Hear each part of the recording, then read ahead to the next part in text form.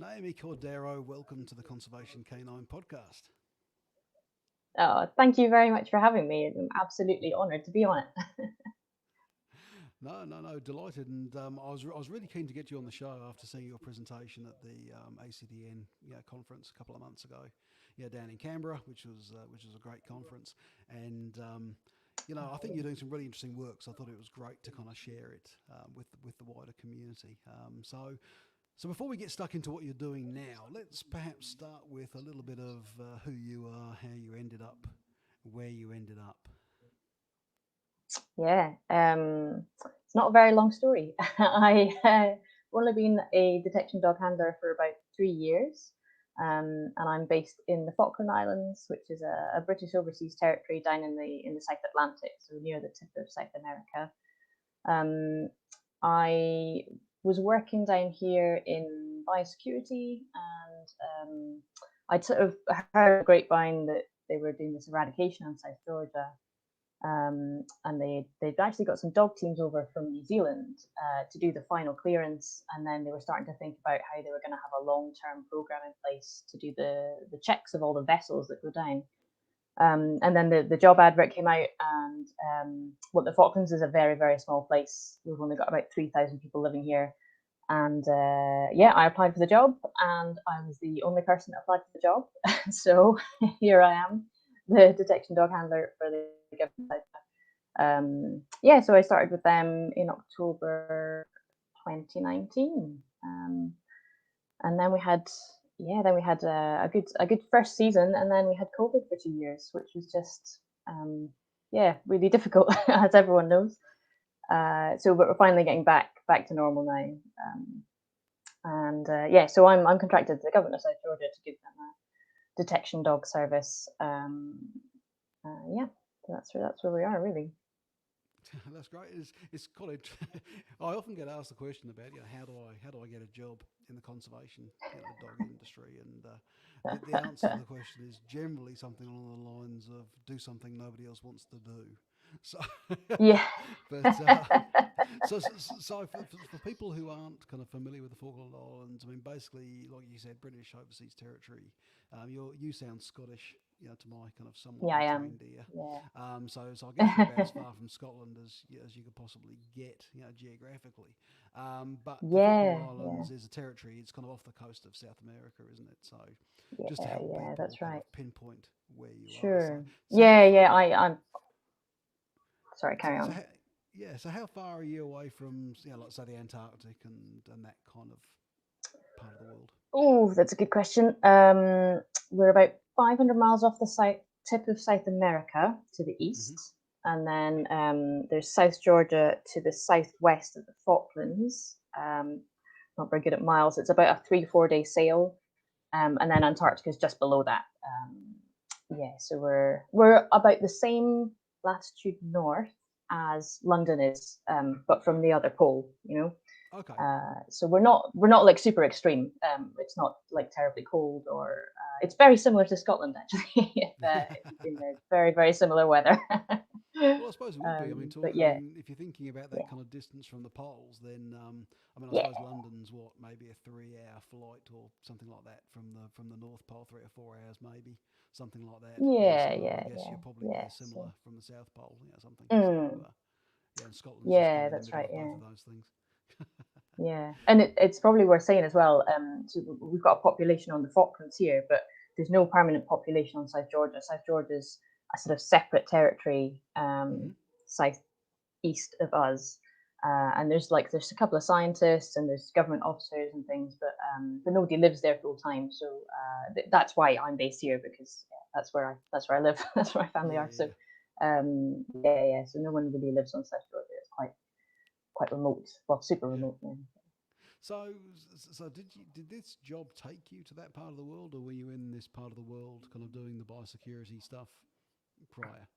Yeah, I was down here anyway. I came down about 2013, um, just doing sort of environmentally type jobs, and then I sort of figured out I wanted to come and stay here and live, and then moved down permanently in 2017, and I got into the biosecurity job. So there's only one biosecurity officer, and that's me for a year and a bit. That's just doing the standard, like, checks at the airport and checking cargoes and stuff.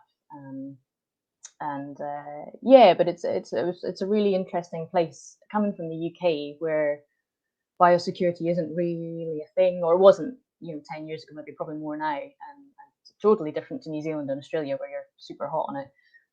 But yeah, people aren't really up on biosecurity at all in the UK. So it was really interesting coming here and thinking about that sort of island mentality of, like, this is the border, and things don't come in. And yeah, so it's been really different for me. Yeah, yeah. So okay, so you had a bit of background, kind of you're in the area. You had a bit of a background in the sort of biosecurity, world, and obviously some credentials and so on, which helps. I mean, Mm, anything with conservation dog work, if you've got kind of other skills to bring to the table, or it can hang off with yeah, work that you do, is yeah, quite helpful. Um, but you're fairly remote down there. I can't imagine there's that many kind of world class conservation dog team trainers, down in that part of the world that you yeah. could Not so lean many. on to kind Yeah. of get going. So how did you kind of get that going? So there was obviously a desire, for dogs to be used, and Yeah. everyone in the listenership of the podcast kind of doesn't need any convincing of that. So how Yeah. did you actually go about that whole process? Yeah, this was all before I really got involved. But the government of South Georgia were looked around and sort of tried to figure out how they were going to do these pre-border checks of vessels. And looked to New Zealand. New Zealand were doing using dogs for a lot of this work. So I think they put a contract out, and Working Dogs for Conservation were awarded the contract to do a trial initially. And Mark Vick at Working Dogs for Conservation was the sort of mastermind behind the whole thing. And they sent down two handlers and two dogs for 2 seasons, so maybe 2017 to 2019 roughly, and just to see, like, how is it going to work, because we hadn't had a conservation dog team on the island before. Where was a dog going to live? How do we contact the vessels? Are the vessels going to be receptive to having a dog team on board? And can the dogs do the job? Obviously they can. All those little things that you just have to work out if you're starting a new project, and go through all those niggly, difficult questions of, like, oh, where do we get the dog food from, and who pays for this and who does that. And so all that went on before I really before I got involved. So that was all Mark's work, and the government, sort of getting that organised. Um, yeah, and I was kind of involved because one of the hard things here is there's no pet rats and mice on the island. It's a biosecurity thing, although there are wild ones. So when Mark came down, he was like desperately trying to trap all these rats and mice, which is, mice are easy to trap, right? But rats are a bit smarter, a bit Yeah. harder to trap. So when I was working in biosecurity for the Falklands government, we were chatting a lot about tracking these invasive species, and we were figuring out how we were going to house them, because people, you can't really have a wild mouse or a rat in like a little pet cage, and all these little things we were trying to figure out. So I was kind of getting interested in it and involved in it in that way. And yeah, I was just surprised really how many little sort of what ifs there were to figure out, and how many little avenues there were to go through and think about.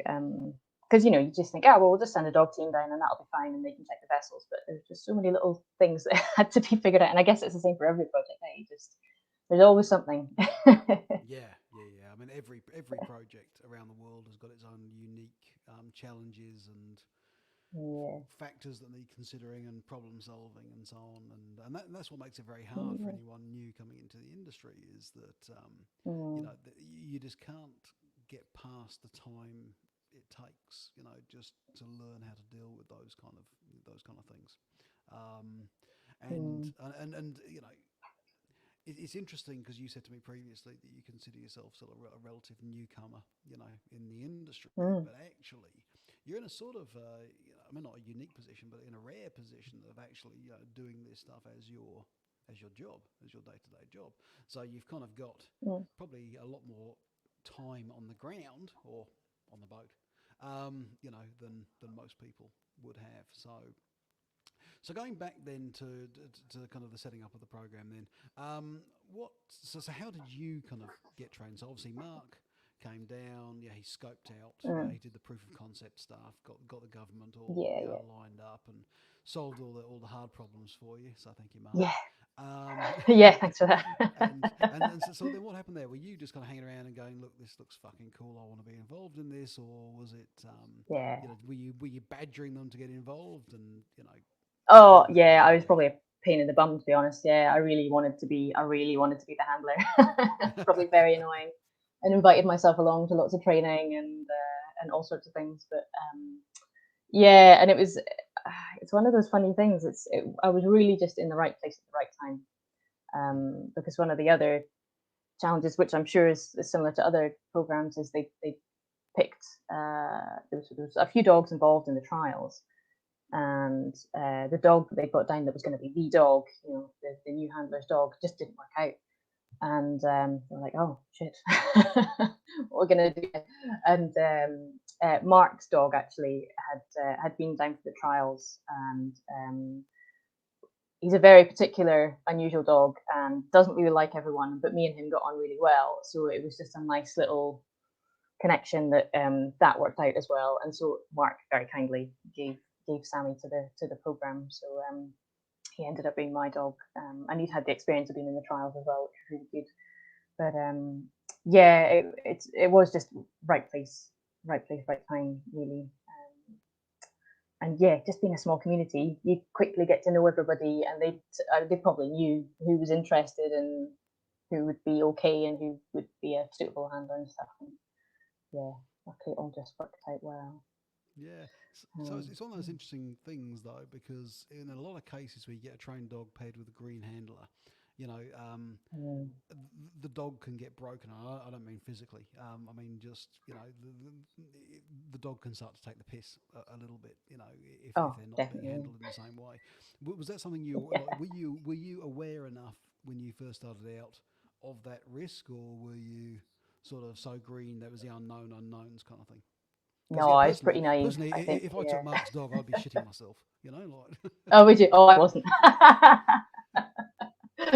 Yeah, no, I just thought it was great. I've got this great dog, and I actually ended up going to Virginia to do 6 weeks training with working dogs to start with. So that's when I sort of really got Sammy, and yeah, it must have. Looking back now, I was just so chuffed and so pleased to be doing this job and learning this new skill. And it was all, it was hard work and it was difficult and things. But now looking back and putting myself in Mark's position and watching me handle Sammy it must have been really, really tough not to just go, just, oh, hold on, wait, just don't do that. whoa, It whoa. must be really difficult. Yeah. So, yeah, I don't think I just didn't even realize. But yeah, and, but it and did what? take a while to get into a groove. Yeah, yeah. And what breed is Sammy? So he's a Shiba Inu, not your average detection dog breed, but he's got a little hunter, really, just a Yeah. little Japanese hunting fox. So yeah, he loves rats and mice. So that was a good. So for those who may not be familiar with the breed, can you talk about the breed a little bit? What are their characteristics? How do they prefer to work? What's their history? That sort of thing.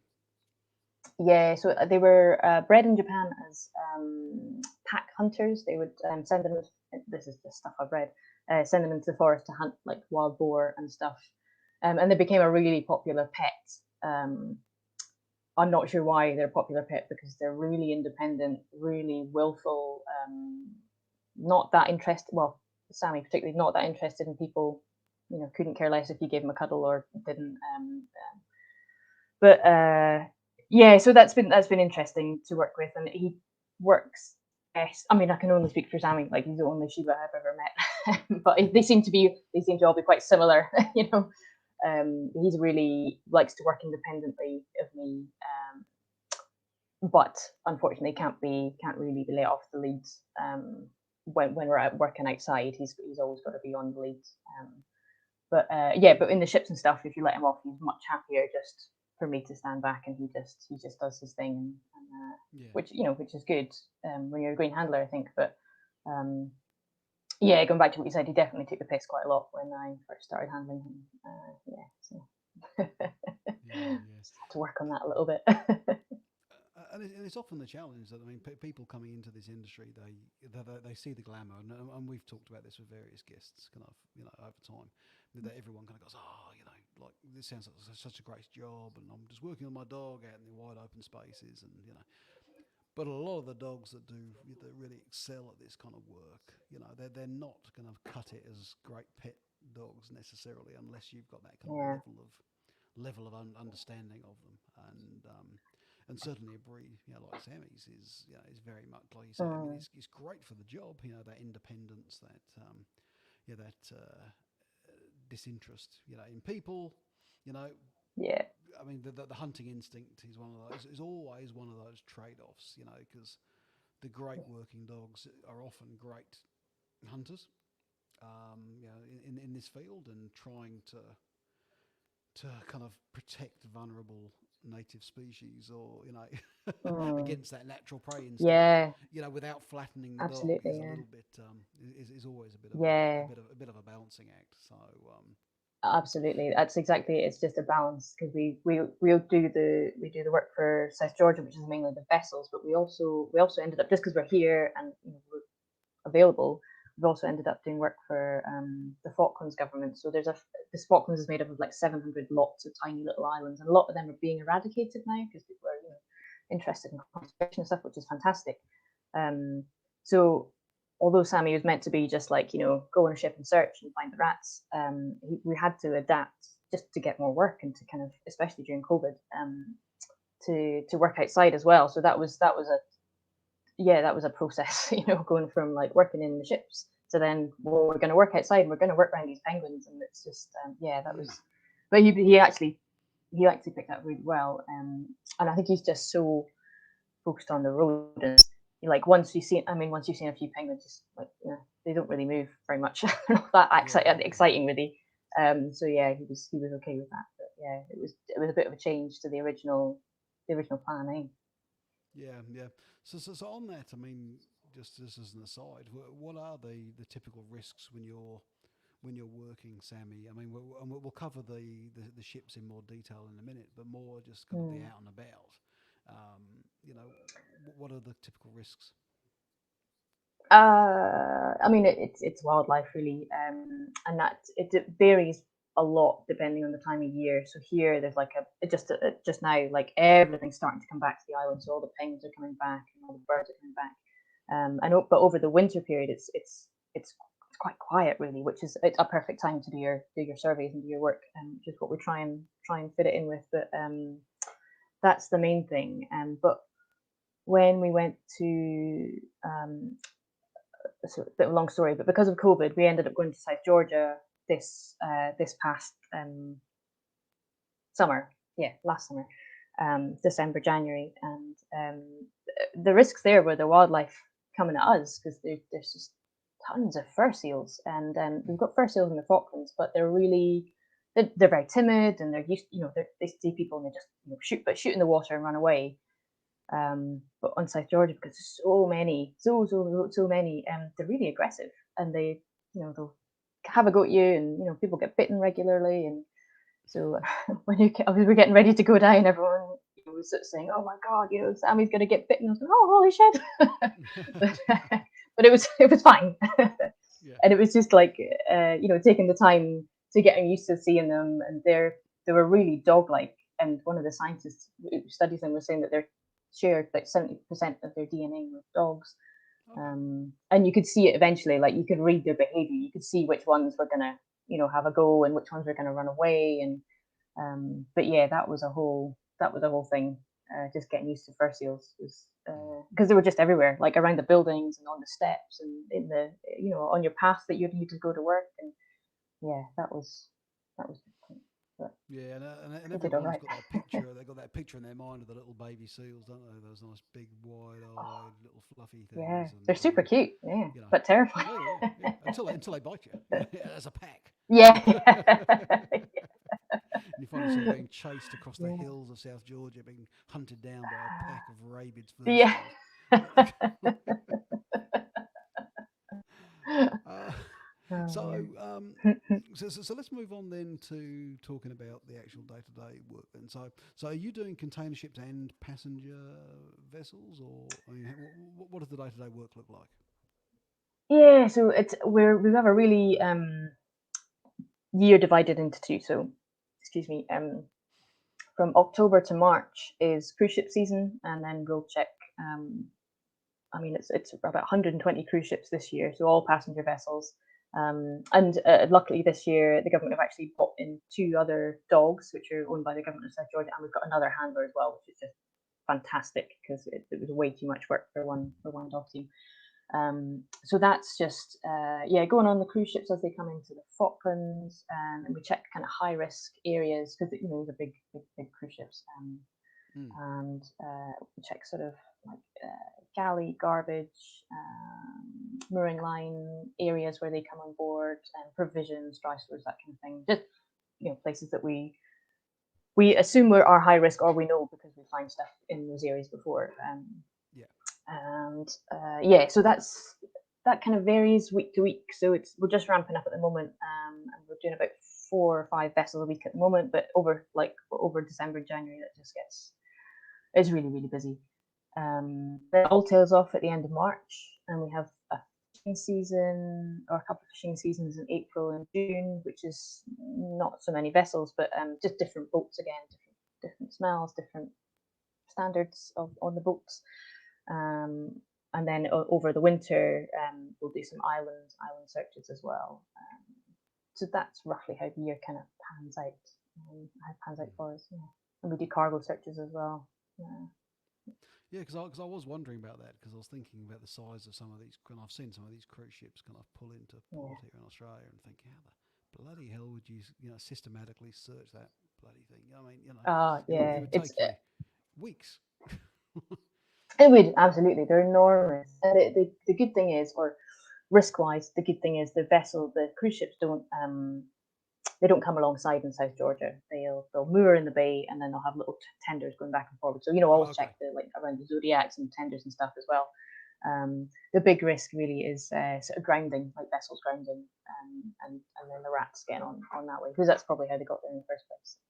Yeah. So that's a good thing. And the vessels that do go alongside, which are very few, get a really really thorough sweep over a number of days.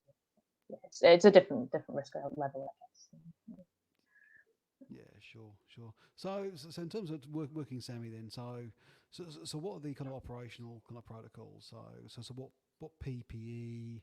How does he get around? Because I imagine some of these places are little steep metal stairs and things like that. How do you manage all of those things? We've got a nice little climbing harness for him. So it's one of those this little roughwear one where I think it's for like rock climbing or something, but you've got his front little harness, and then it goes around his legs as well, which he loves. And we just sort of lower him down. More like the majority of the holds, you can kind of reach down. He's got a little handle on his harness, which is brilliant. And if you've got 2 people in the team, you can just pop them down and lift them up again. But yeah, for some of the vessel boardings, most of them are, because the cruise ships you can just walk on off the Zodiac. But for some of the fishing vessels, they're really high-sided big vessels. I'm not really sure what they're called, but we've had to hoist him up the side of there a couple of times. So that's just another little extra thing to train him on, just getting used to the harness and being lifted and up across the sea and stuff. So, and that's what we've been doing with the new dogs this week. We're just doing a bit of training, getting them used to the harness, and we've been doing it in the school because the school's got a balcony, so we're just lifting up the school and down the school. But yeah. So I guess in terms of breed selection as well, I mean that brings in another factor. You need a dog that you can physically manhandle, around the place, and something that's going to be they have small to be and little, lithe enough to get around, and. Yeah, that's right. So Sammy's about 12 kilos, and the new dogs are both little terriers. There's a Patterdale Terrier and a Yak Terrier, small black jobs. Yeah. But yeah, they're really little and really. Yaks. I don't know. I'm not sure. but they're tiny as well, and it's just ideal, especially in like some of the cargo holds you go in. There's just stuff everywhere, and they can kind of get in and have a little snoop around the back, and where a human could just never even squeeze in. So they've got to be little, and just being light is really helpful as well, like you said. Yeah.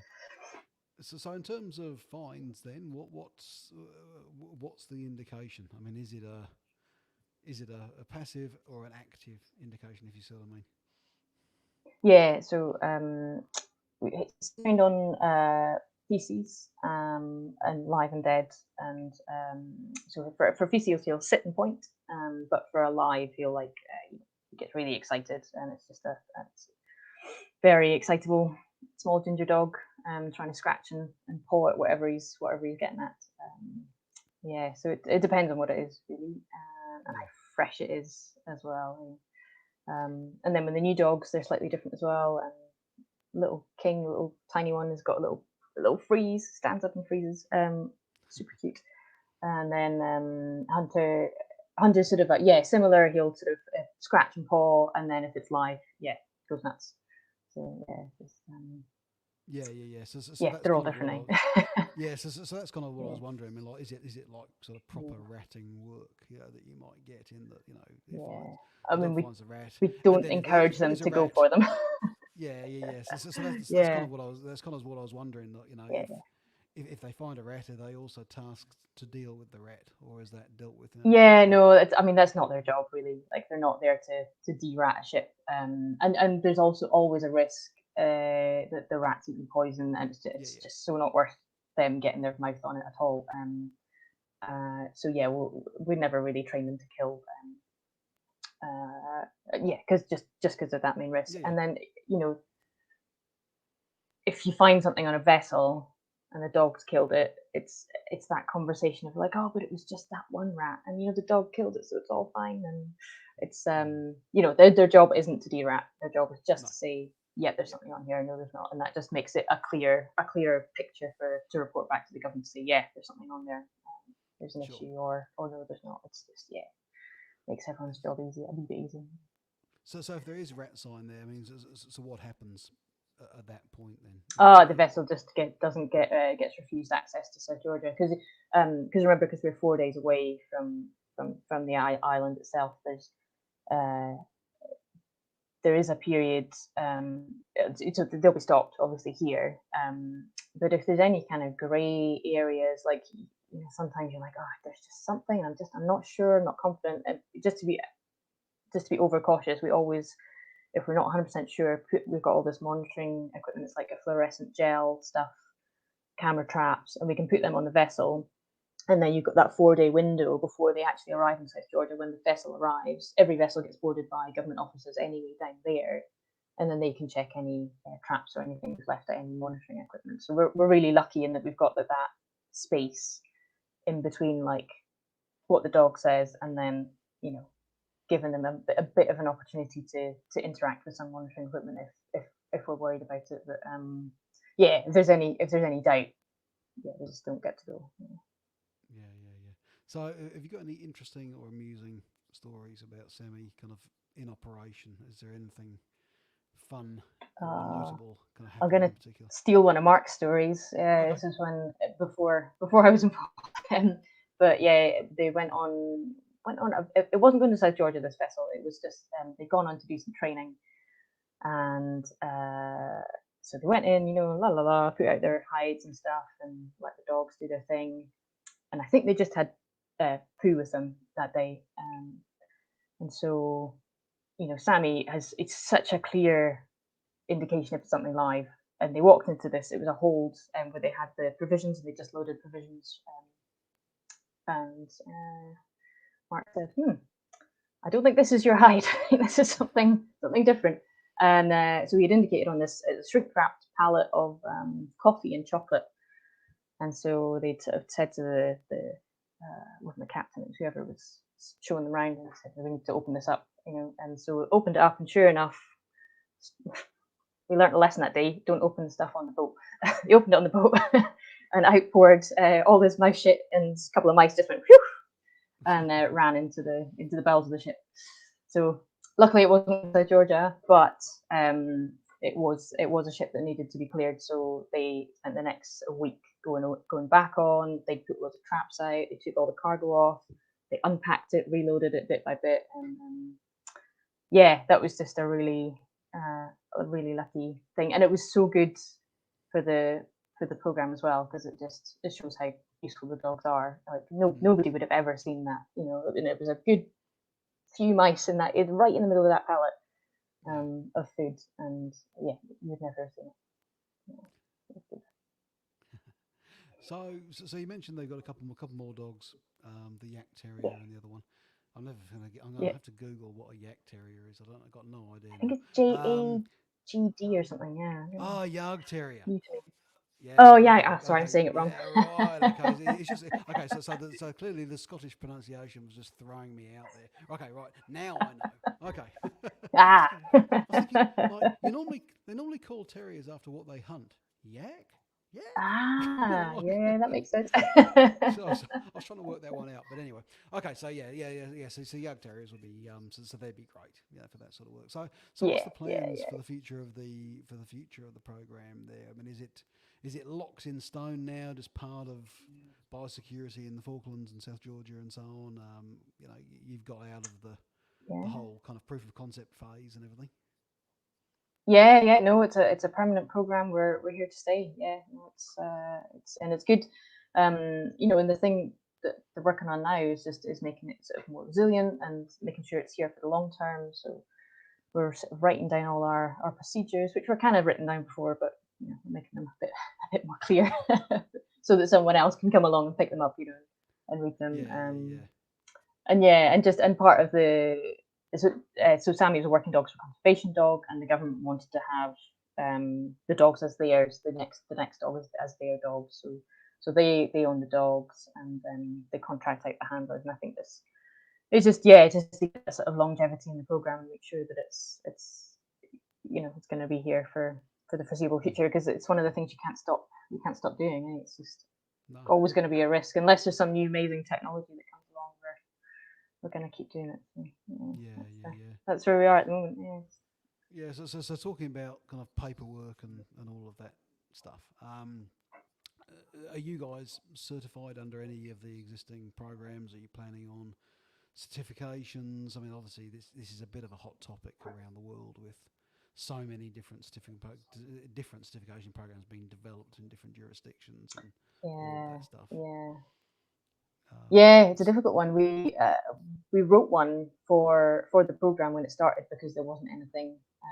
And we drew a lot on New Zealand, obviously, but so we wrote a specific certification for the program, and now so that was with Working Dogs for Conservation, and it was Wesley Fisher that brought down the two new dogs. So Yeah.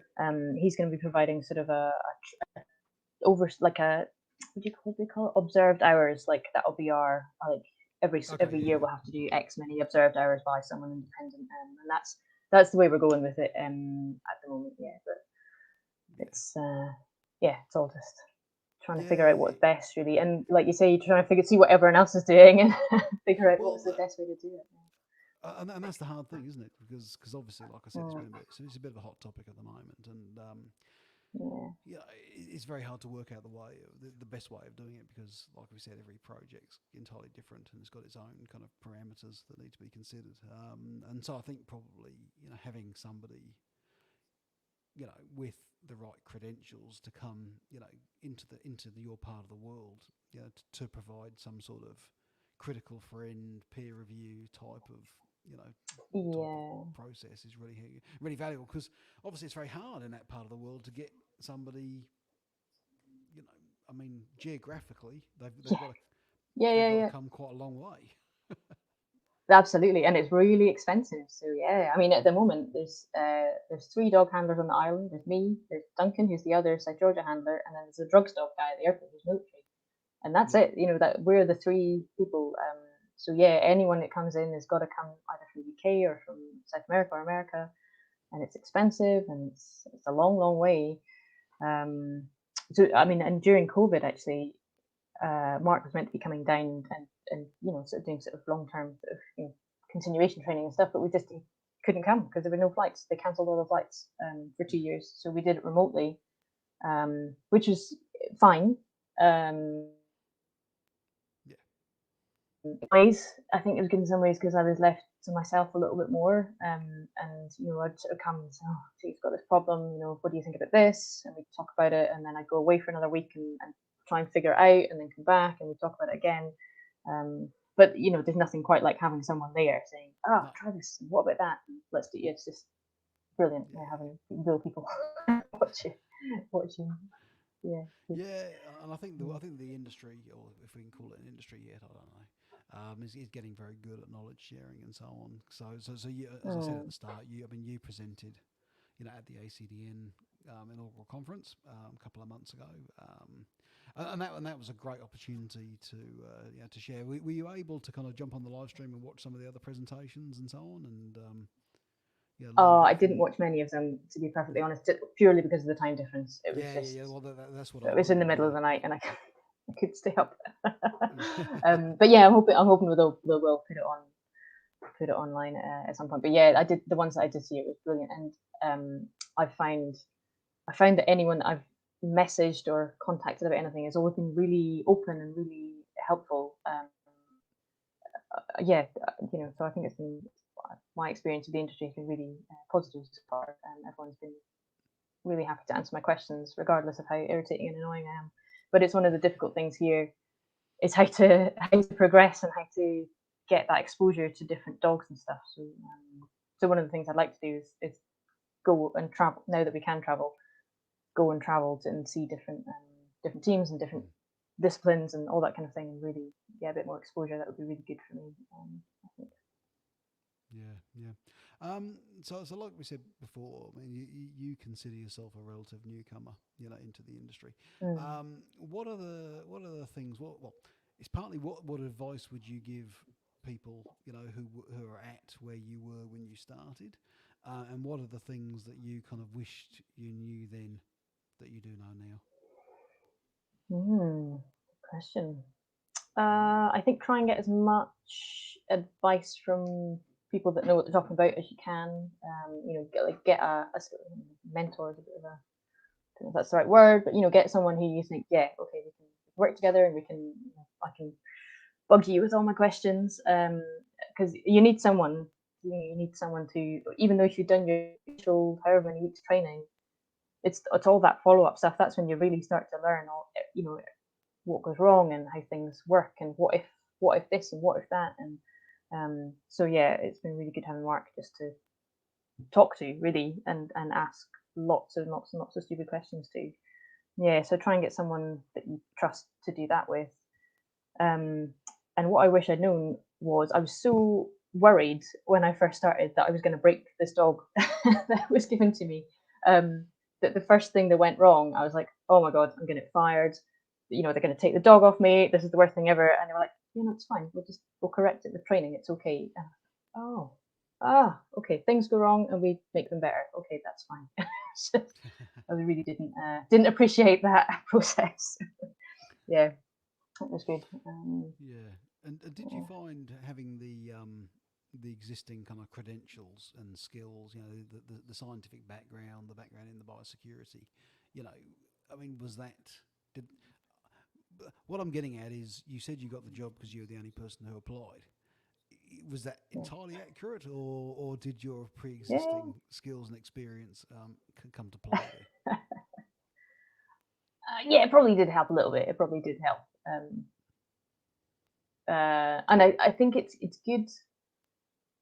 It is useful. It is useful in some ways, just because just having that knowledge about biosecurity and how things work and why we're doing it, really, I don't need any kind of other motivation to do it. I'm quite, I know why we're doing it, and people ask loads of questions while you're on the boats, like, what's this all about? And it's good to be able to give them quite a broad picture of what South George is all about biosecurity wise, because it's another level to to Falklands, certainly. But what was I going to say there? I think it can, and I think you said this with someone else as well on your podcast. Sometimes it's not ideal to have too much knowledge about the rats and mice and stuff, because you don't always know all the other places, because if I say, well, a rat wouldn't do that, and the dog's saying that, oh yeah, it did, or it is, you can second guess yourself sometimes. So yeah, I think there's a balance of having the knowledge broadly to know what the project's all about and why we're doing it, and it's really useful to have that knowledge about the species and how they interact with the environment or with a ship, or what different rats do different things. Some climb and some go down, and all that kind of stuff is useful. But ultimately, it's the dog's going to tell you what you need to know, really. So yeah. Yeah, I Whether think that really answered your question. No, it does, and I think it's a really valuable take home for people that this is the complexity of this field. It's if you've got too much experience in the subject matter, then bias can creep in. If you've got too little knowledge about something, then just stupid mistakes, or unavoidable mistakes, can be made. I think that's right. And we're always back to the, as usual, trust your dog answer, which kind of comes into every answer to every question is either it depends or trust your dog. That's it. Yeah. That's all you need to know, really. It depends, and trust your dog. And frankly, everyone listening, that's all you need to know about conservation. It depends, and trust your dog. So in terms of, you said you want to travel, you want to get around to see some of the other teams around the world. I mean, obviously you've got an admiration for the guys at Working Dogs Conservation, which we all do. Who else do you kind of really admire out in the wider industry, and who would you like to go and hang out with? Well, I had a really good opportunity to go and visit Louise Wilson. It was kind of during COVID, but we had a one-to-one week together, and that was just brilliant. Just seeing all her dogs and how she approaches things was really, and she had been down to the Falklands just at the beginning of the project as well, so she really understood what I was talking about and what I was moaning about mostly. So it was really good. So she was brilliant. I'd really like to get to New Zealand, and I've applied for some funding, so I've got my fingers and toes crossed that I can maybe get there next year. I'd really like to watch the rodent detection teams there,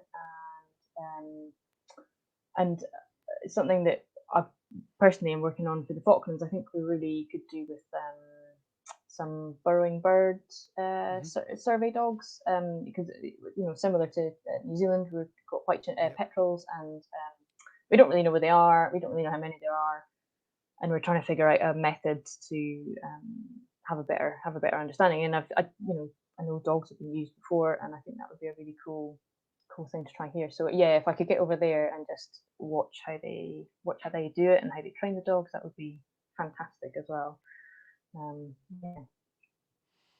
Yeah, cool. And one final question. So you went and spent a week with Louise and her dogs. Which one was your favourite dog out of Louise's?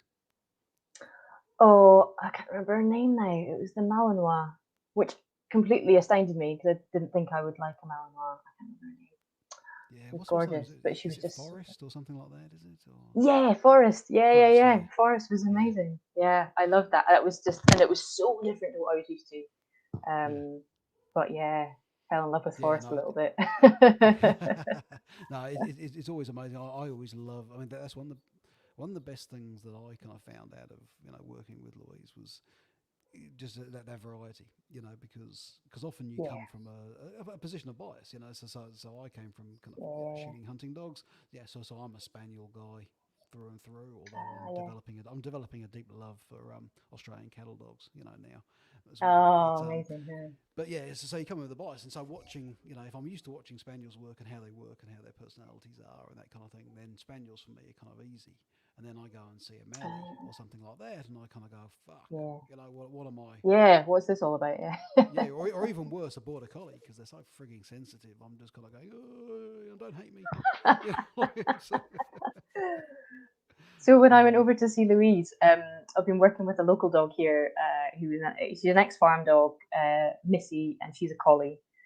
and we're trying to find it. We're trying to find the right dog for her. But at the time, I was training her on rodents, and I sort of said to Lisa, I don't know what's wrong. I don't know what's wrong with this dog. Like, I don't know what's happening. She overthinks everything, and it was, driving me insane. And Louise said, bless her, she's like, I don't really know collies that much. So she got some of her clients who have collies to come in, and they showed me how the collies work. And collies are all just a bit crazy. So there you go. Yeah. It was nice to hear. Yeah. Okay, so everyone, the take homes from this episode are the answers to observation work is it depends, trust your dogs, and collies are crazy. Okay. Okay, so one final thing. So how can people keep an eye on the work you're doing down there? How can they kind of follow you? Are you guys active on social media or anything like that? Yeah, so my little company, Greenhound Limited, are on Facebook, and I think that is at SAB Detector Dogs. So it's South Atlantic Biosecurity Detector Dogs, nice and snappy title. And then on Twitter, we're at Sammy Sniffer. Yeah, so Great. come check us out. Well, everyone can follow you there. Look, really appreciate you taking the time to catch up. It's been fascinating learning about what you're doing down there in that part of the world, and best of luck, for everything in the future, and Uh, hopefully we'll talk again soon. Yeah. Oh, thank you so much for inviting me. I listen to this podcast all the time. It's brilliant. I really, for a new handler, it's brilliant to hear everyone on this podcast talk. You've done a brilliant thing. Well done. Great, thank you, appreciate it. Take care. Thanks. Bye.